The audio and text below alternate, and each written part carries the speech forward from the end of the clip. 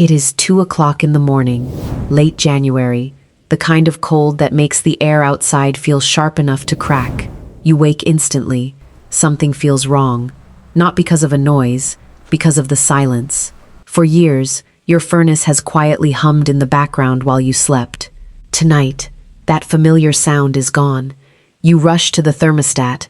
The thermostat is already 4 degrees lower than when you went to bed. You call for emergency service. No one can come until morning, maybe even later. So you drag out space heaters. Every spare blanket comes out of the closet. The children end up sleeping together in one room while every electrical outlet in the house is pushed to its limit. Then another thought crosses your mind. What about the pipes? Hidden behind the walls, the first pipe is already beginning to freeze, and once that starts, the damage can spread long before anyone arrives to help. By sunrise, the technician finally pulls into the driveway. He takes one look at the furnace. The technician sighs. The parts on the back order. 3 days, maybe 5.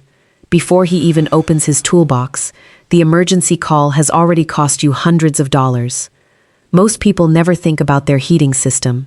Not when it's working, only when it suddenly isn't. But here's the part almost nobody talks about. What if this whole disaster didn't begin the night the furnace stopped? What if it actually began months earlier? Because most winter heating emergencies don't start with a broken furnace. They start with small decisions that seemed harmless at the time. Decisions that quietly build toward the worst possible night of the year.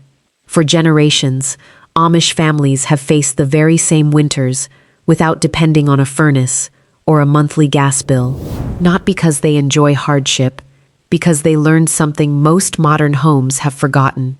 Welcome to Hidden Amish Wisdom, where every week we uncover the practical skills, timeless traditions, and forgotten knowledge that Amish communities have quietly preserved for generations.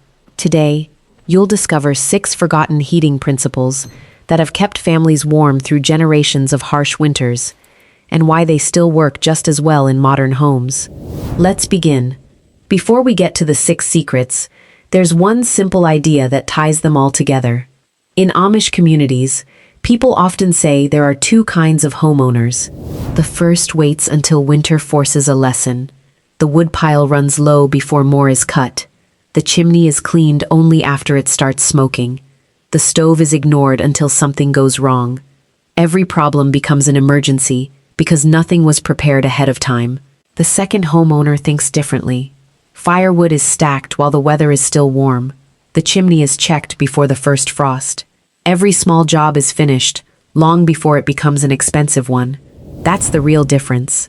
Keeping a house warm doesn't begin when the temperature drops. It begins months earlier. The warmest homes are rarely the ones with the biggest heating systems. They're the ones cared for, a little at a time, season after season. That's the principle behind every method you're about to see. None of these ideas is complicated. Most cost very little.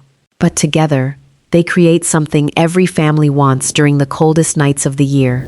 A warm home, reliable and ready, long before winter comes knocking. The first secret surprises almost everyone. Most people think the secret to staying warm is building a bigger fire. It isn't. The real secret is the stove holding that fire.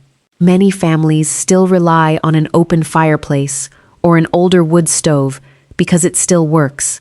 But working and working efficiently are 2 very different things. An open fireplace can lose more than 90% of its heat straight up the chimney. 90%. Think about that. You're not heating your house, you're heating the sky. That's why Amish homes have relied on enclosed wood stoves for generations. Instead of letting heat escape up the chimney, a good stove captures it, circulates it, and keeps that warmth where it belongs, inside your home. Modern EPA-certified stoves take that idea even further. They burn the smoke and gases a second time, squeezing more warmth from every log while using far less wood. An EPA-certified stove is an investment, but an inefficient fireplace can waste hundreds of dollars worth of firewood every single winter. Over time, that hidden cost can be far greater than upgrading to a better stove. For generations, Amish families understood one simple truth. The goal was never to burn more wood. It was to waste less heat. Before winter arrives, take an honest look at the stove that's heating your home. Sometimes the biggest savings don't come from burning more wood. They come from wasting less heat. The second secret has nothing to do with your stove. It starts in the wood pile. To an untrained eye, every log looks the same. But Amish families know there's a world of difference between freshly cut wood and wood that's been given time to dry. Freshly cut, or green, wood can hold an astonishing amount of moisture. Before that log can warm your home, the fire has to waste energy boiling all that water away. That's why green wood hisses, spits, and fills the chimney with thick smoke. Much of the fire's energy never reaches your living room because it's busy drying the log instead. Seasoned wood tells a different story. Split, stacked, and protected from the rain for months, sometimes even years, it burns hotter, cleaner, and far more efficiently. You use fewer logs, produce less smoke, and leave far less creosote inside the chimney. Old Amish farmers understood something modern homeowners often overlook. The firewood that keeps you warm this winter wasn't prepared this autumn. It was prepared long before the cold ever arrived. If your woodpile was stacked with patience instead of urgency, you've already won half the battle before striking the very first match. The third secret isn't about how much wood you burn, it's about which wood you burn. At first glance, a stack of oak and a stack of pine don't seem all that different. They're both cut, they're both split, and they'll both catch fire. But once the flames settle in, the difference becomes impossible to ignore. Dense hardwoods like oak, hickory, and maple store far more energy inside every log than softer woods like pine or spruce. That means they burn longer, produce steadier heat, and require fewer trips back to the woodpile on a freezing night. Softwood has its place. It's excellent for getting a fire started because it lights quickly. But if you're depending on it to heat your home all day, you'll spend more time feeding the stove than enjoying the warmth. Old Amish farmers understood this well. The lighter wood started the fire. The heavier wood carried it through the night. That's why they treated hardwood like money in the bank. Every well-seasoned oak log represented hours of dependable heat when winter was at its worst. Before you stack your next load of firewood, don't just ask, "Do I have enough?" Ask yourself, "Am I burning the right wood?" The fourth secret is the one most homeowners skip, not because it's expensive, because nothing seems wrong. Every fire you burn leaves behind a thin layer of creosote inside the chimney. At first, it's almost impossible to notice, but winter after winter, that layer grows thicker, and creosote is highly flammable. It only takes one fire for that hidden buildup to ignite, turning a safe chimney into a roaring column of flames. That's why Amish families never waited for warning signs. Cleaning the chimney wasn't something they did after a problem appeared. It was simply part of preparing for winter, just like stacking firewood or repairing a fence before spring. Hiring a chimney sweep once a year costs far less than repairing a chimney damaged by fire. More importantly, it gives you peace of mind every time you light the stove. Think of it this way. You wouldn't drive your car for years without servicing it. Your chimney deserves the same attention. Before the first cold spell arrives, make sure it's clean, clear, and ready for another winter. Because the safest fire is the one that stays exactly where it belongs. The fifth secret isn't about staying warm, it's about staying alive. Every wood stove produces something you can never see: carbon monoxide. It has no color, no smell, no taste. And by the time you realize it's there, it may already be too late. Most cases don't happen because someone built a bad fire. They happen because something interrupted the airflow: a blocked chimney, a clogged flue, a bird's nest, even a damper that wasn't opened properly. Instead of escaping outside, the gas quietly fills the home. That's why every Amish family made checking the stove part of their daily routine.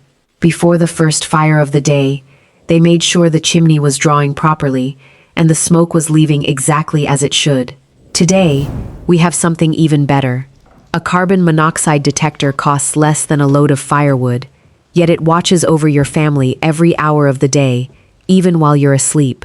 If you heat your home with wood and don't already have one, make it your next purchase. Fire can keep a family warm through the harshest winter, but only when the smoke, and everything that comes with it, stays safely outside where it belongs. Before we get to the final secret, let me ask you something. How many of these old methods had you heard before today? If even one of them surprised you, you'll probably enjoy this channel. Every week, we uncover practical Amish skills and forgotten traditions that still make everyday life simpler, safer, and less expensive. So if that's the kind of knowledge you want more of, take a second to subscribe. Now, let's finish with the one method that surprises almost everyone. It's simple, it costs nothing, and it can make every fire you build burn cleaner and more efficiently. Now for the final secret.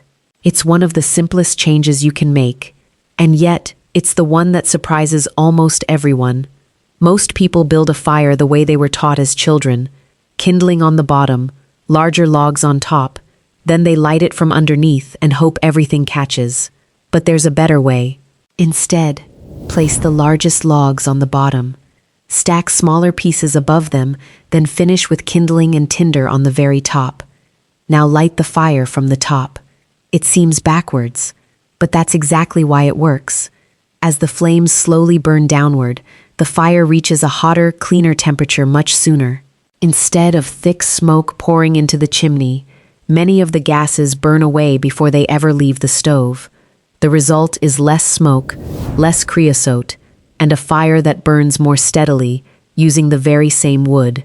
Many experienced wood burners have relied on this method for years because it's cleaner, more efficient, and easier to manage once it gets going. Sometimes, the biggest improvements don't come from buying better equipment. They come from changing one small habit you've repeated your entire life. There's something interesting about all 6 of these methods. None of them is new. In fact, every one of them was common knowledge, just a few generations ago.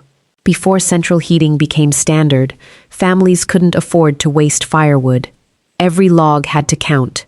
Every chimney had to be cleaned. Every winter was planned for long before the first snowfall. Those habits weren't traditions for tradition's sake. They were practical. They worked.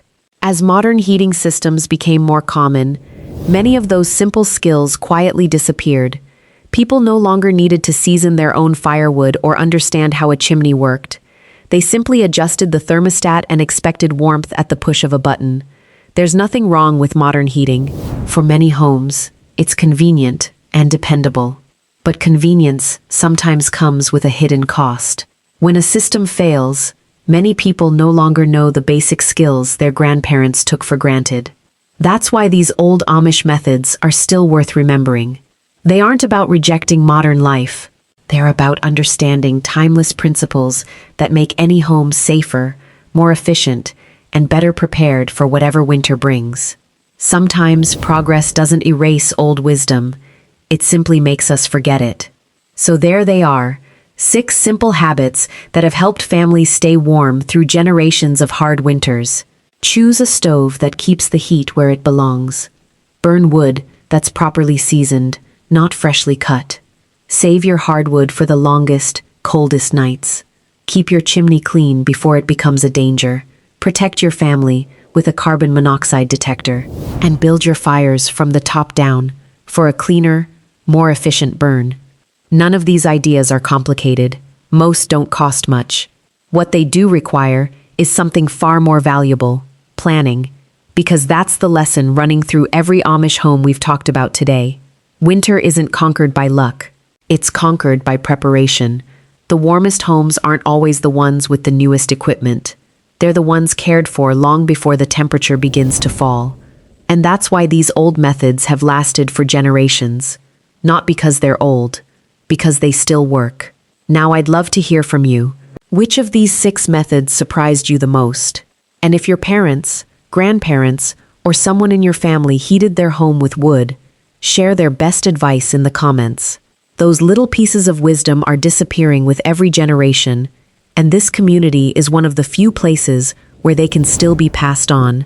I read as many of your comments as I can, and some of the best ideas for future videos come directly from you. Next time, we'll step out of the stoveroom and into another part of the farmhouse.